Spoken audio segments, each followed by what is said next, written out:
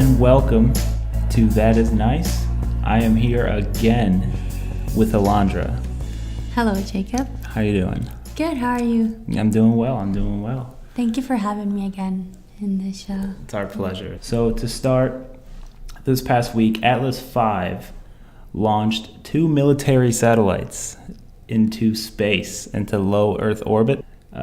However, it's big, it's revolutionary. It wasn't fun to me to watch because SpaceX has set the bar so high for me in what a launch should be like, because they're very exciting. It's like something new every time when you watch it. Yeah. And I just couldn't get into this one because just the first reason is I knew the rockets weren't going to land. I knew there was a minimal chance of them blowing up. And it just the rocket not landing just doesn't captivate my attention anymore. I need a rocket to land. I need to go up into space, come back down, and land on like a little fishing boat in the middle of the ocean for me to watch. Literally, I feel like everybody will think the same way, because SpaceX started such little, like you said, for those rockets, there's a minimal chance that they're gonna blow up. But for this one, they have gotten so good, and the going to space and coming back has gotten exactly how it's supposed to be. That you see another rocket and it's like, nothing like SpaceX. And in the beginning, they did explode a lot, but they kind of like bounced back and did the right thing. These ones are like, every time. The other ones, every time they like have to build a new rocket because they just go to space and never come back. These ones are just like they can come back and they're reusing them. It's at the cutting edge of technology, so that's probably why it's interesting to watch. I look at it like if you're watching college football, and there's one quarterback, and he's okay, for college standards, he's good. But he's not going to really go anywhere after college. He's just good. And then there's another quarterback who is just phenomenal. Yeah. And you know that he is going to be in the NFL and probably just set new records and just be a legend in the future because he's that good. And you watch that kid all season, the good one, who's going to be in the NFL. Famous, And then you go and you watch the kid who's okay, who isn't going to really go anywhere with it. That's the kid who's okay and not going to go anywhere is like watching an Atlas launch. The kid who is going to go to the NFL and he's throwing touchdown after touchdown after touchdown is SpaceX. Yeah, you get excited about it. You're like, I'm watching this person or I'm watching this rocket. And you want to watch it. You want to continue watching it, but it will not be the same about the other Atlas and the other Atlas. Yeah, I agree. And not to be too nitpicky here, but even the announcer for the countdown, the one doing the countdown, put me off. Why? Because SpaceX, it's just exciting. Like the announcer has more of an excited voice. It probably has to do with SpaceX's blood, sweat, tears and passion going into this rocket launch and it meaning a significant amount to them. Yes. The announcer at Atlas, he was like 3, 2, 1 and we have liftoff, folks. Oh my! Yippity doo dah.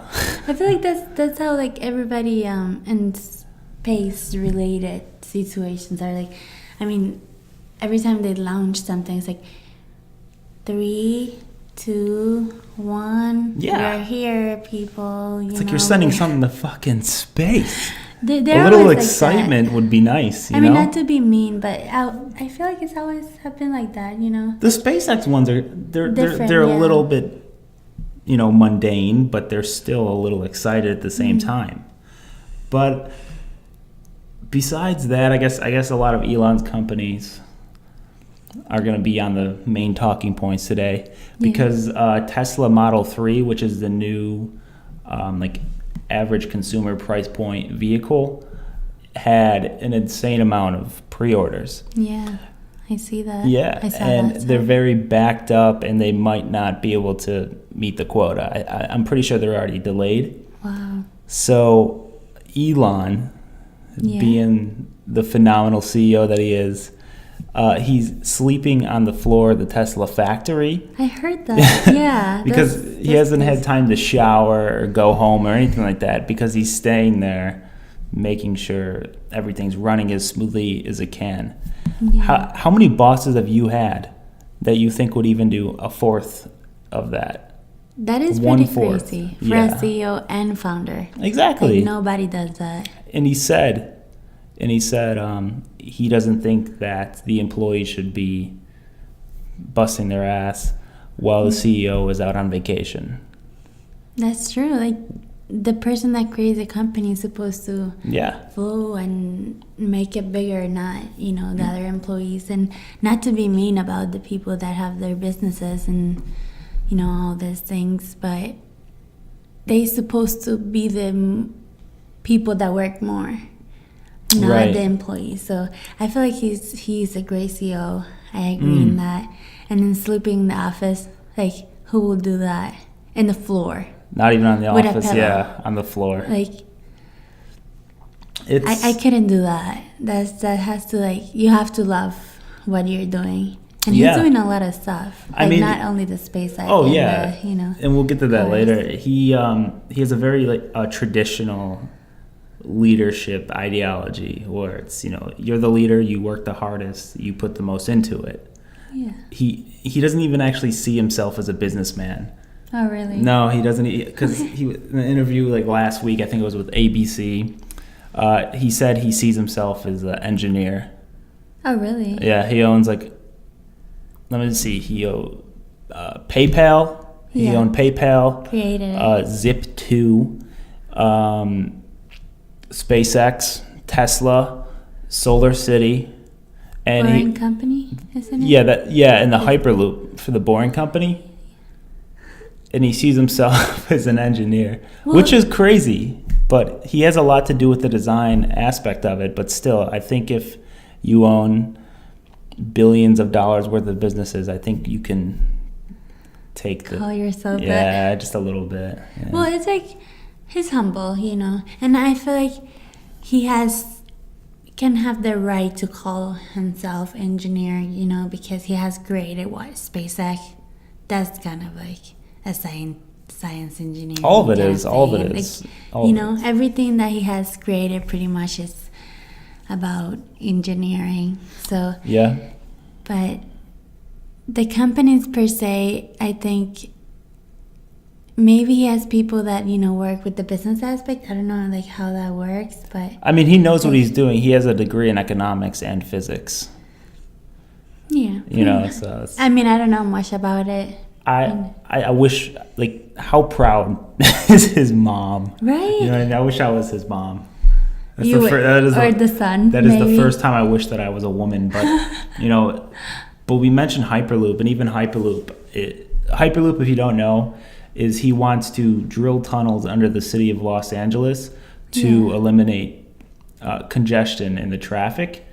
So what happens is you drive up to these platforms on your car, and they go underground, and they shoot it a few hundred miles per hour from this location to that location.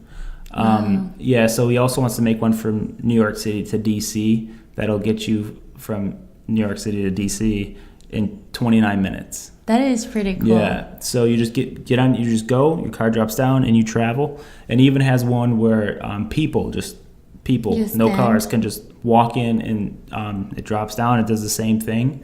Yeah. And a lot of people think it's crazy. I mean, it is kind of crazy. Nobody has really done that in the first place. I personally thought that there were going to be roads in the sky first and down Earth. Yeah, but then you have a chance of things falling on your head. You go from a 0% chance of something hitting you in the head to a pretty significant one if there's cars everywhere. Well, but the thing about it is that they can make roads pretty much for cars. It's not that cars are gonna be all over the place. So floating roads and floating cars? Yeah. You know, that works because imagine this, like you're walking in the sidewalk and in the road, like in the normal road, and a car goes through the sidewalk. That cannot happen. Like there always have to be a road, and there always have to be like where people walk. But of course, in the sky, nobody's gonna walk, so they can make like roads in the sky, pretty much. That you know what I mean, like no, I know. I can understand the concept of a road in the sky. I've watched plenty of like Flintstones and stuff. Not Flintstones, but the future one. Flintstones would probably be the opposite. So but that's why it's not gonna like go in you. It's not gonna. Can't you just be happy the man's building highways underground? I mean, can anybody be happy? I do feel like would it work? You know. Absolutely. Would it really work? I love when people say that because like, oh, it's so crazy. He's gonna drill tunnels underground and take people from one point to a city and another underground. That's never happened. That's impossible. Okay, have you ever heard of a subway? You ever hear of a subway? You're right. It's happened. Like, it's just a different version. It's a newer, updated version of a subway. I know, but that literally goes from one big city to another. It's not like, oh, the subway is just New York City. Well, he has them under just like Los Angeles too, though. It's not like it'll be like 5 or 10 miles. Like it doesn't have to be that far. But even if it was that far, it's just a really long subway. You know, I mean, goes like 600 miles per hour. Okay, yeah, that's so fast, right? It is. Nobody would ever travel from one point to another at 600 miles per hour. I think the idea of an airplane is way more crazy than the idea of the Hyperloop. Reason being, an airplane, you're traveling 600 miles and you're in a giant metal shipping crate that weighs, I don't know how many tons, but I'm assuming it's quite a bit. Lot, yeah. So, right. I mean, the Hyperloop doesn't seem too crazy. I mean, still, like, I feel like, wouldn't it be more safe, you know, the sky? Because nothing is... Like, what about an earthquake? I know you said an earthquake is, like, safer down. It is safer down. Much. And what I said, I'll tell them what I told you. Imagine you have a stack of Legos stacked on top of each other, and you grab the bottom of it, and you just start going like this from side to side. What's going to be the first part to fall over? It's the top. You're right. So the lower underground you are, actually, the safer you are from an earthquake. Yeah. That's why when there is an earthquake, a lot of people will get into their basement or go to the lowest point of a building, not go all the way to like the top of a skyscraper. Well, the ground's all the way down there, and I'm all the way up here, so I'm safe. You know, it's the lower you are. In an earthquake, though, you cannot feel in the air, in the sky. That's true, but you know what you can't feel in the sky? Lightning, rain, snow, hail. And those things happen a little bit more. And wind. I don't know if I said that. And those things happen a little bit more often. Than an earthquake. Yeah. So you're less susceptible to the conditions if you're underground, because the condition underground is going to be the same every day of the year. It's just some might be a little bit shakier than the others if there's an earthquake, but you'll be better off. And there's earthquakes where there's subways. There's earthquakes where there's subways, and you don't ever hear about any major catastrophes there. You're right, but what if like people, because that it will be like totally closed, right? Closed off, so people have to like be there. And what about if the person is claustrophobic? Then they shouldn't use it. You never and know. They shouldn't use a plane, and they Things probably can happen. That's true. Well, they can walk too, you know. Oh, from Washington to... Just don't, I mean, it's not forced. It's not like they're getting rid of roads. You don't have to use the Hyperloop if you're claustrophobic, so don't worry. All you claustrophobic people out there, please don't worry. But, on a side note, I want to ask you this. Yes. And I want you to be honest. What do you think is the worst swear word in the world? What is the worst swear word? The worst... It depends. It really depends on the person, because for me, all swear words are bad. Just in general, because, all swear words are bad. Even crap? No, but, like... What is the worst one? Like, if you were around your mom, what is the last one you would say? Fuck you. You don't have to say it. What if my mom watches this? But Like- so the F word, Yes. the F That word. one. Okay, Probably, yeah. not the C word. The one that starts with a C and ends with a T and rhymes with Well, that one too. Blunt? But, you know. yeah. Blunt. Well, that one's pretty bad too. But you think the F I'm one? sorry, guys, for saying the F word.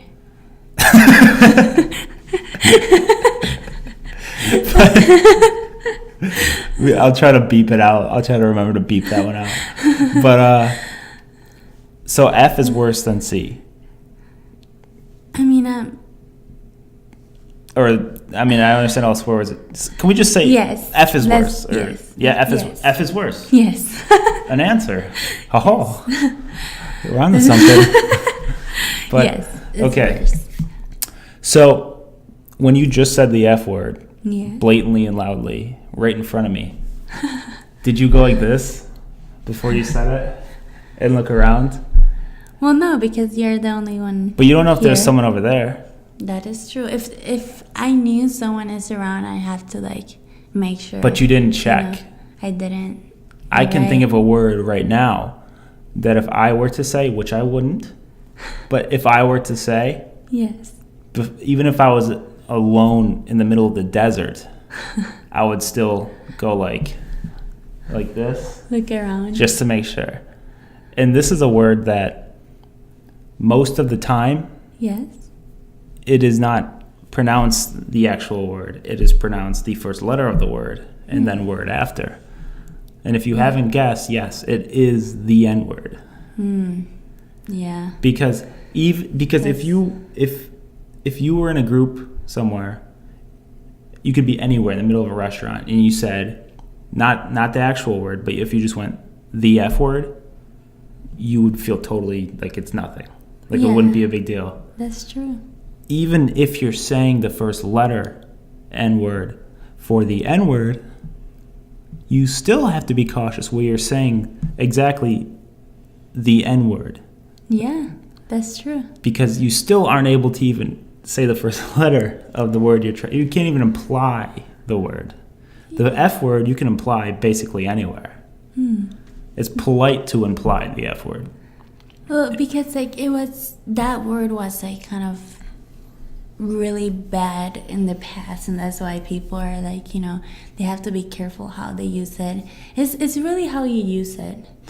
That's true. It just depends how you use it, but sometimes you shouldn't say it because Right. people interpret it in the wrong way. No, I know, but Yeah. I think another word that was also used bad in the past and now and always is the B word.